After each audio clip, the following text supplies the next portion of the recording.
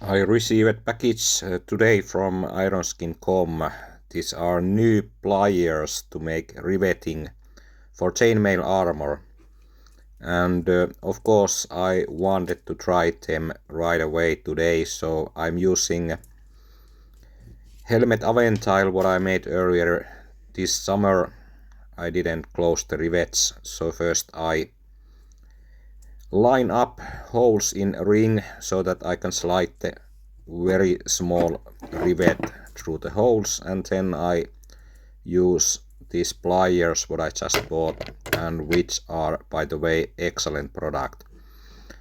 They are really good quality product and produce really consistent rivets, which are really professionally looking rivets. So I'm really happy for the purchase. I earlier had an pliers bought by Battle Merchant, and they were the cheap ones, something like 30 euros, and they just didn't work at all. But these pliers what I bought from Ironskin.com are really great ones. They costed something like 100 euros with the postal fee, but I can highly recommend for anybody who is making chainmail armor. These are really great pliers. Of course, if you are not able to make those on your own.